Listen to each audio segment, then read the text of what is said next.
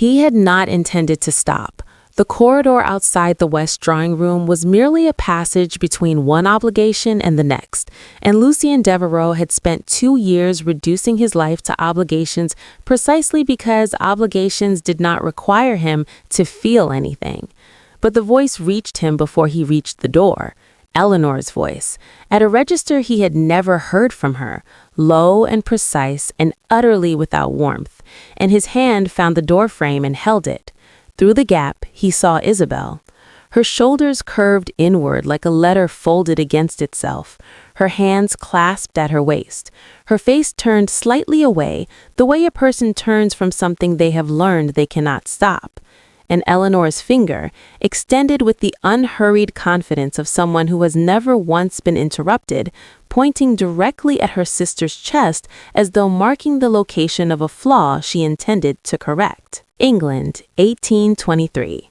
There are men who choose their futures and men who simply fail to refuse them, and Duke Lucien Devereux had spent 2 years becoming the second kind. The winter light through the tall windows of Devereux Hall arrived flat and without opinion, the same light that had fallen across his wife's empty chair every morning for 730 mornings, the same light that fell across the engagement documents he had signed last Tuesday with the same pen he used to sign estate ledgers.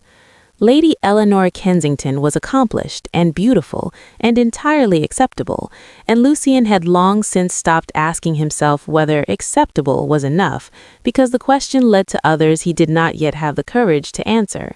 He wore his grief the way he wore his title, correctly, quietly, and at all times. He had almost convinced himself this was the same thing as living. He had almost walked past the drawing room without stopping. Almost. You've entered the vault. Welcome to Heiress Diary. The stories we share here are rare, raw, and regular. Subscribe to ensure you never miss a page of what we're uncovering next. The estate ran well. This was the thing Lucien had discovered in the first months after Cecilia died, that grief and competence were not mutually exclusive, that a man could be devastated in every room that mattered and still sign the correct documents in the correct order, and still have the tenant disputes resolved by Thursday, and still appear to everyone who needed him to appear it entirely in command of himself and his holdings. He had leaned into this discovery with the commitment of a man who has found the one thing standing between him and the floor. The days had a structure now that he had not designed so much as allowed to calcify around him. He rose before the house, dressed without assistance because assistance required conversation, and walked the east corridor to his study where Cecilia's portrait hung between the 2 tall windows that faced the morning. He did not speak to it aloud. It was not that kind of habit. It was simply that he oriented himself to her face before he oriented himself to the day. A compass check, private and wordless, that told him where north was before he began the business of moving. The chair was in the library, a low damask-covered thing she had favored for reading, positioned at an angle to the fire that she had declared the only correct angle, and which no one had moved or sat in since November of 1821. The staff understood this without being told. Understanding things without being told was a skill the Devereux household had developed to a considerable art. The engagement to Eleanor had not been a decision, so much as a slow accumulation of unopposed suggestions. His mother first, in the careful language of women who have learned to move large objects by applying consistent, gentle pressure. Then his solicitor, framing it as estate practicality. Then Eleanor herself, at a dinner hosted by mutual acquaintances, applying no pressure at all, simply being present, composed, and entirely without the quality of need that Lucien found in his diminished state most difficult to encounter in other people.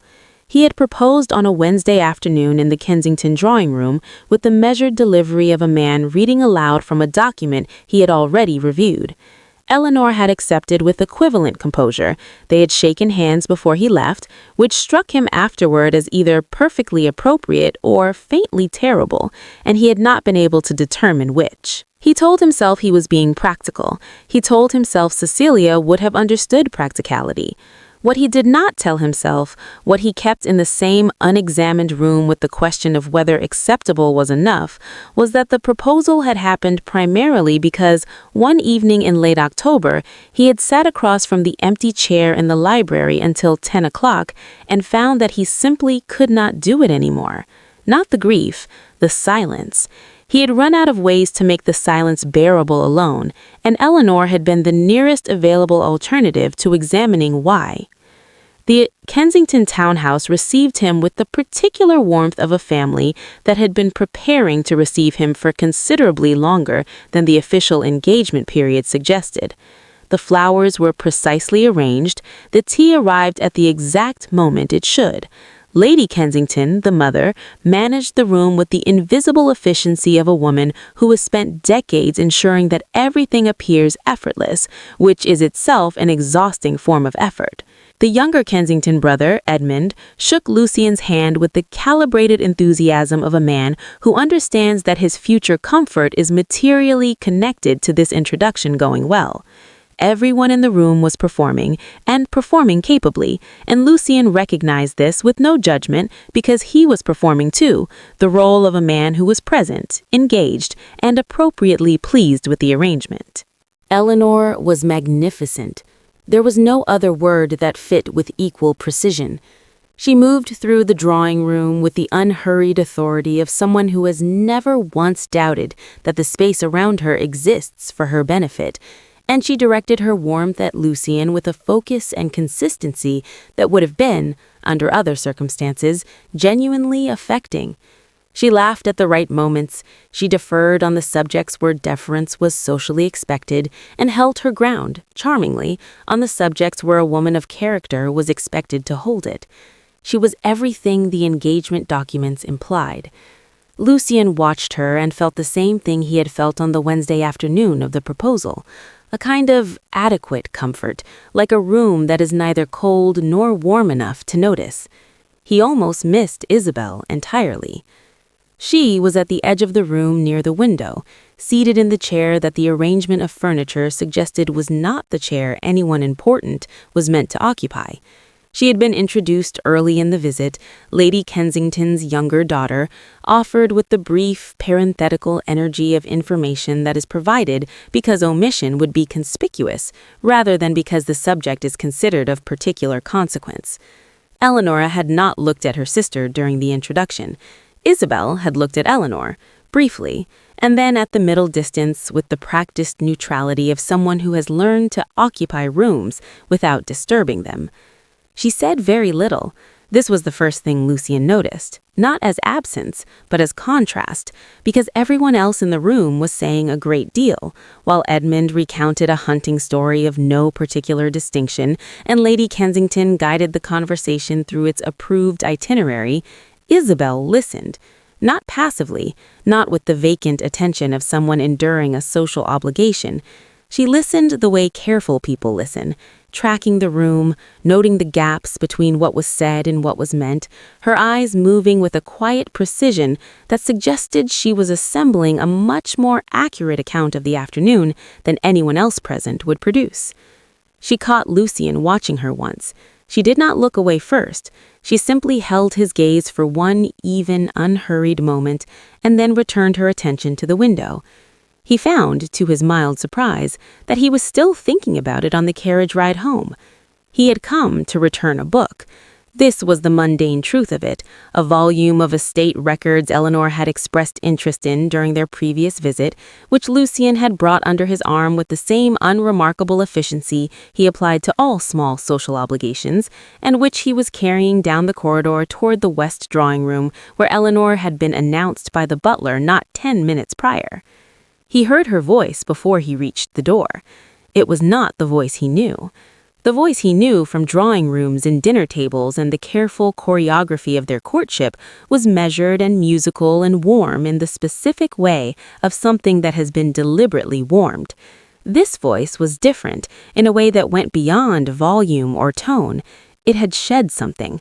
The performance layer, the social cushioning, the constant subtle calibration of a woman who monitors the effect of her words on her audience. There was no audience here, or so Eleanor believed, and the voice that emerged in that gleef was precise and cold and entirely without the quality of mercy. Lucian's hand found the doorframe. He did not enter.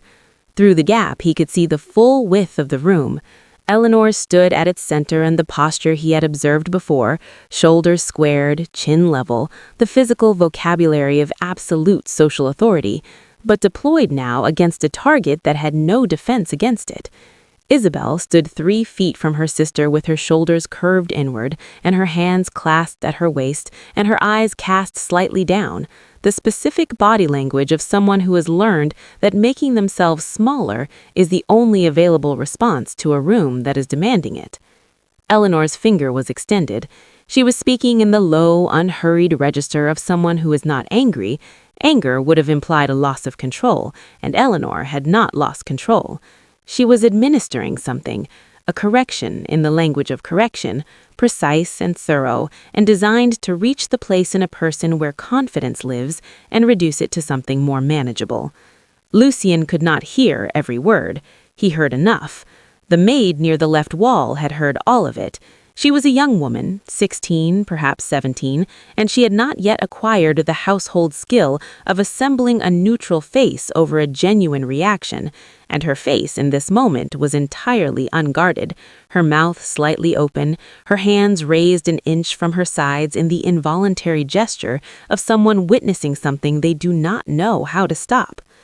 Lucian stood in the doorway and understood with the cold clarity of a man receiving information he cannot unfeel that what he was watching had a texture of long practice. The positions were too settled, Isabel's submission too immediate, too automatic, learned compliance, not situational response. Eleanor's delivery too even, too unhurried. This was not an argument, this was maintenance.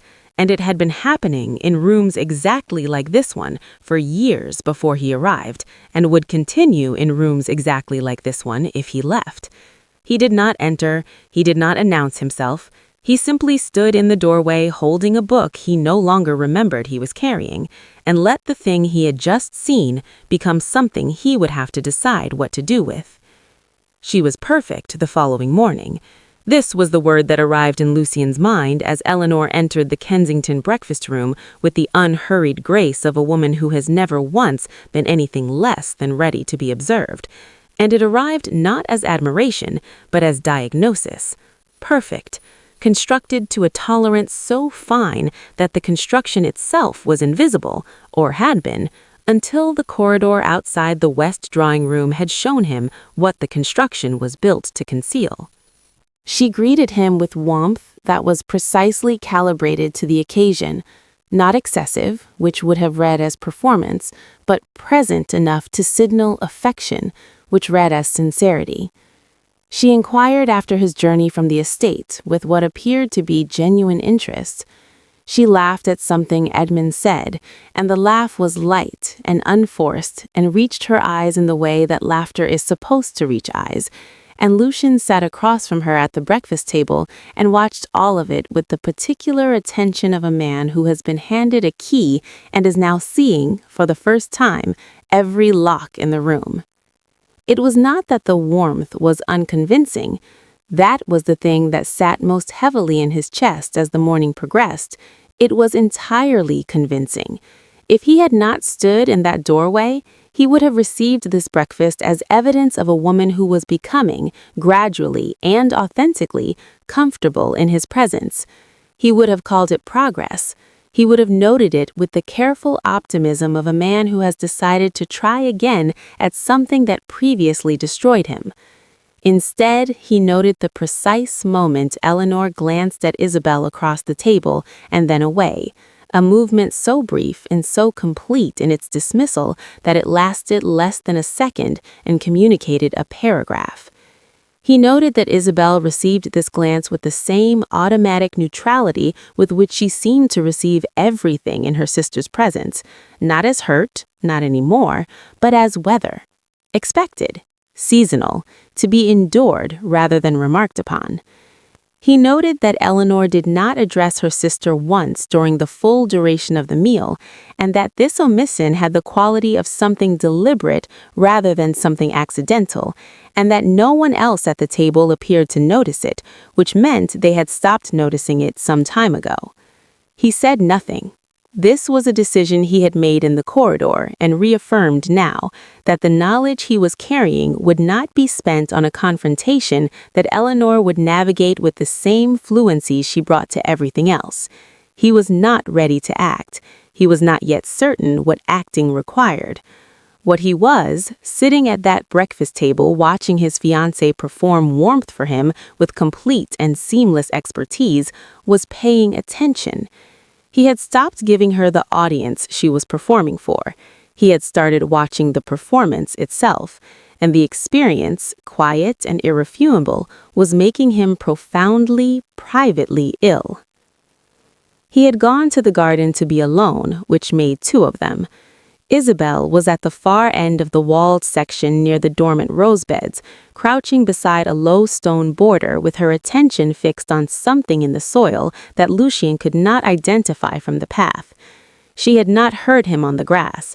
He had a moment, brief and unintentional, of observing her the way he had observed her in the Kensington drawing room, with the particular quality of attention that an unguarded person produces in someone who has spent too long surrounded by carefully guarded ones.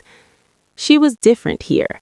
This was apparent even before she stood and turned and registered his presence with an expression that moved quickly through surprise before settling into something more composed. The slight inward curve of her shoulders that he had catalogued in every room she shared with Eleanor, it was absent. Her posture was simply her posture, uncalculated, the posture of a person who had not yet been reminded to make herself smaller. "Your Grace," she said, and then, because apparently the situation struck her as carrying a mild absurdity that she saw no reason to pretend otherwise, "I was examining a beetle." He looked at the stone border. There was indeed a beetle.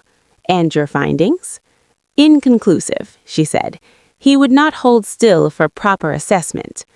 It was the driest delivery he had encountered in 2 years of social engagements, and it arrived so cleanly and without effort that Lucien experienced the mild disorientation of a man who has been eating flavorless food for a long time and has just been handed something that tastes of something.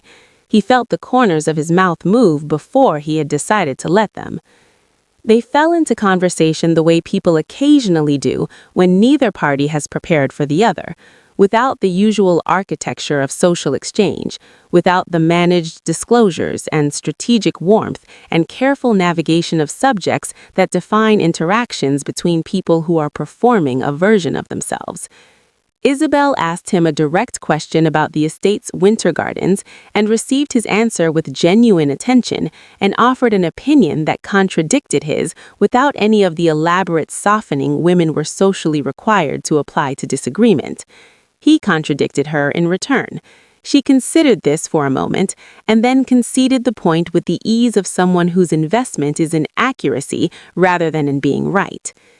He could not remember the last conversation that asked this of him, not his performance, not his title, not his grief management, but his actual mind, present and engaged and required.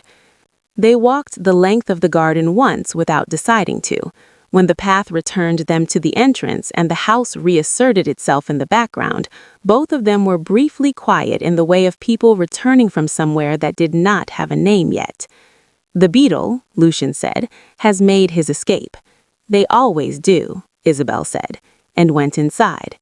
He stood on the path for a moment longer than was necessary, thinking about nothing in particular, and with more aliveness than he had felt in 2 years. He waited 3 days before he spoke to her, which was not hesitation, but preparation, the difference in Lucien's experience being that hesitation is the absence of a decision and preparation is what you do once the decision is already made. The maid's name was Clara. He had confirmed this through the housekeeper with a casualness designed not to signal the inquiry's actual weight, and he had arranged to speak with her in the small sitting room off the east corridor on a Tuesday morning when the family was occupied elsewhere. He stood when she entered, which caused her a brief, visible confusion, the recalibration of a young woman unaccustomed to a duke organizing his posture around her comfort. He told her what he had seen from the doorway. He told her plainly, without legal framing or implication of consequence, because he wanted the truth, and the truth responds to plainness better than it responds to pressure. Then he asked her a single question. Has this happened before? Clara was quiet for long enough that the answer was already clear. When she spoke, it was in the careful, measured register of someone releasing something they have been holding with considerable effort for a considerable time. Not rushing, because rushing might cause it to be dismissed, but not holding back either, because the right person had finally asked and she understood, but the instinct of someone who has learned to read rooms from the periphery, that this was the moment such things were designed to arrive at. It had been happening, she said, for as long as she had been in service to the family, which was 4 years.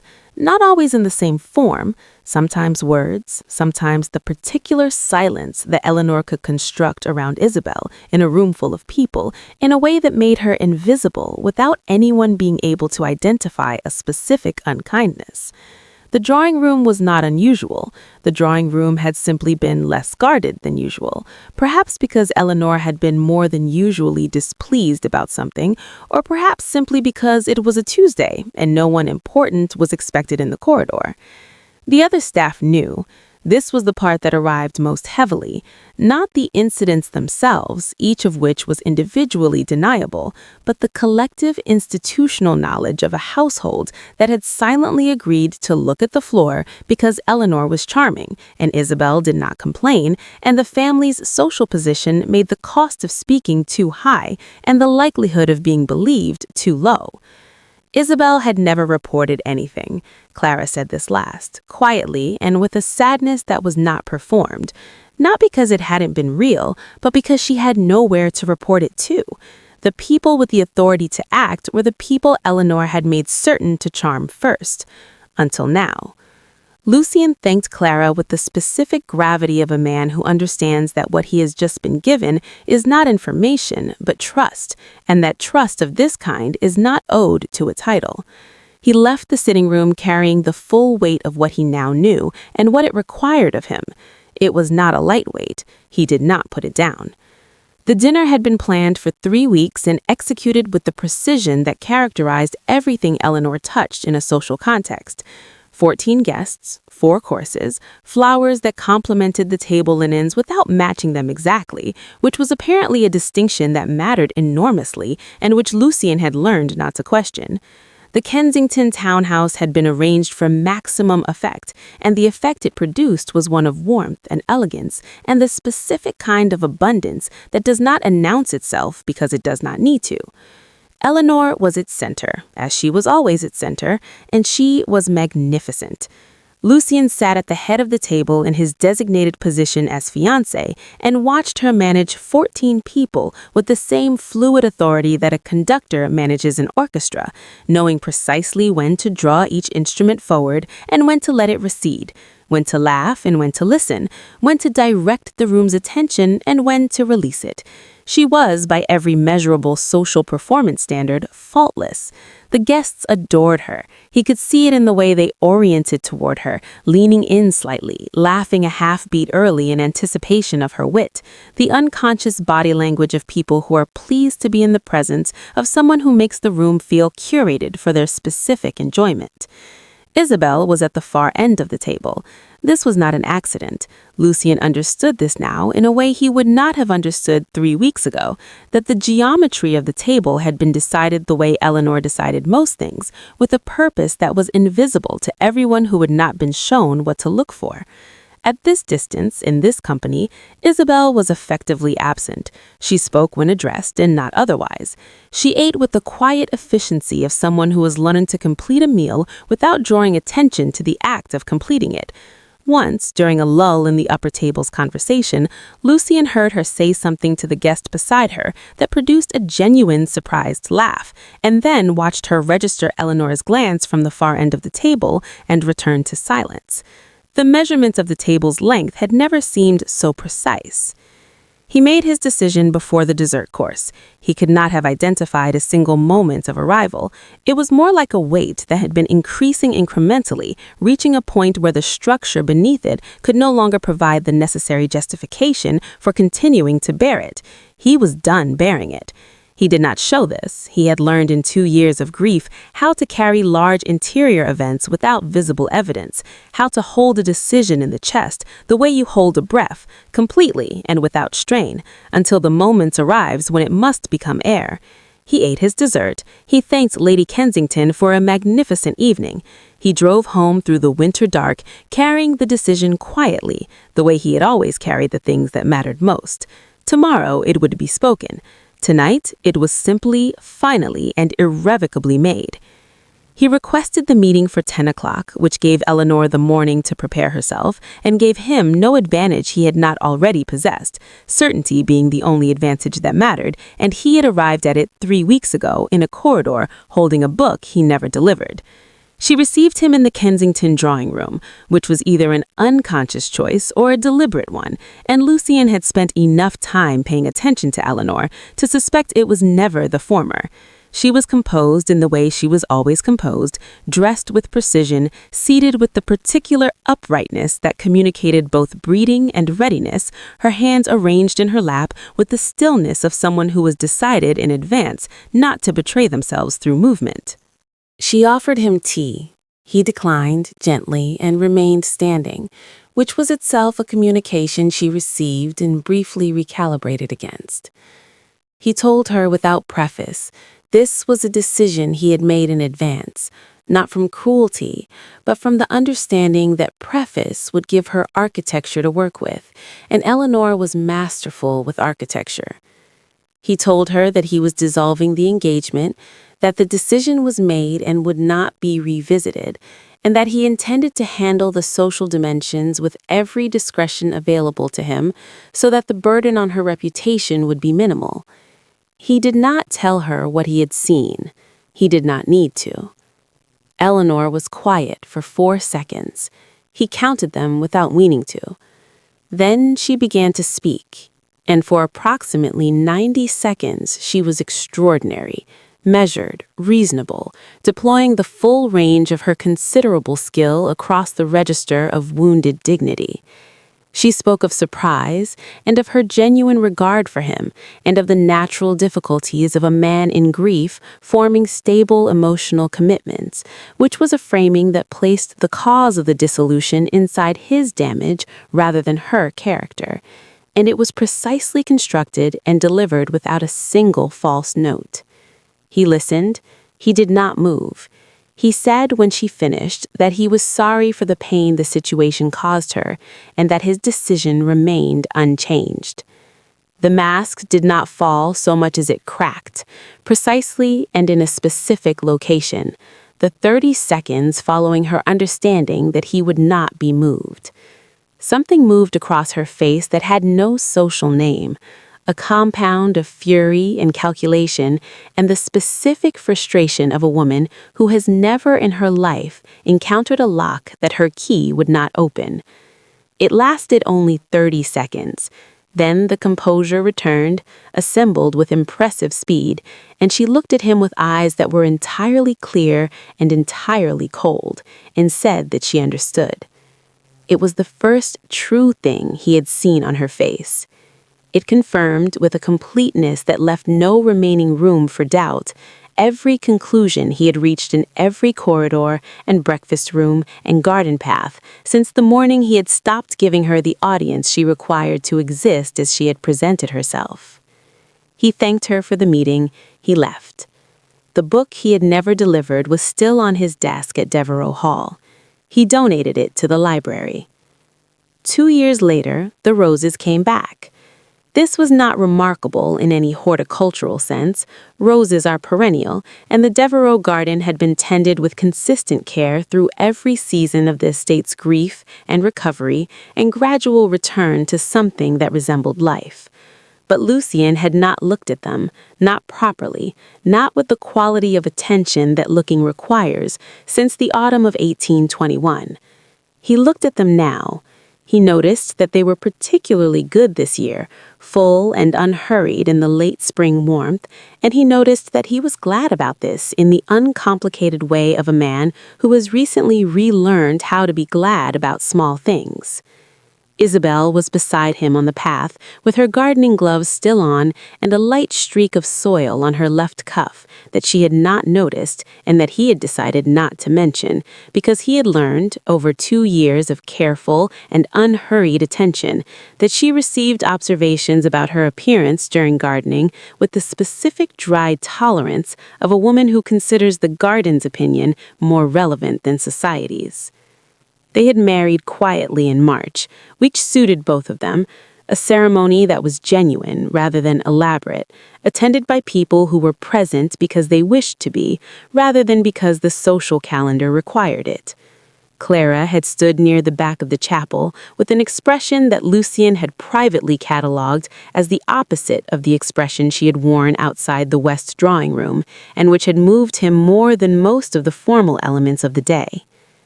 The estate had received Isabel the way good houses receive people who belong in them, not with fanfare, but with a gradual, structural relaxation, as though certain rooms had been waiting at a particular tension and were now, incrementally, releasing it.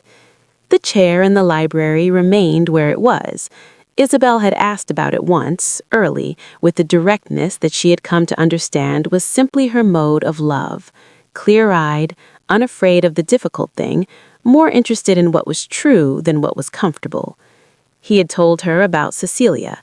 She listened the way she listened to everything, without rushing, and then said that the chair was a good chair and ought to stay. It had stayed. He had not known before Isabel that it was possible to honor what was lost and still be fully present in what remained. He had thought these were opposing forces. She had shown him, by example and without instruction, that they were not. They heard Clara on the path behind them before she arrived, the particular cadence of footsteps that both of them had learned to associate with tea appearing before it had been requested, which was one of Clara's defining professional qualities, and one that Lucien suspected was also a form of affection. She set the tray on the garden table without comment. Then she looked at the roses with the brief, satisfied assessment of someone who has watched something difficult become something good and does not need to make a speech about it. She went back inside. Isabel poured. The garden held both of them. The person you become when no one is watching is the only person you actually are. Eleanor had the manners, the title, the performance, and none of the character. Lucien almost signed his name to a life with her because he was tired, and tired people accept what is presented to them without looking behind it. It took one unguarded moment, one room where the audience was missing, to reveal the truth that no amount of social polish could permanently conceal. And here is what makes this personal for every one of us. We are all, in some room, either Eleanor or Isabel. We are either the person who performs virtue publicly and practices cruelty privately, or we are the person who maintains dignity quietly in rooms where no one powerful is watching, trusting that the truth of who we are will eventually be witnessed by someone worth being seen by. Be the person you are in the empty room. That is the only version of you that is real, and it is the only version that will ever be truly chosen. Thanks for watching. You will find the video at the upper right of the screen. Check it out.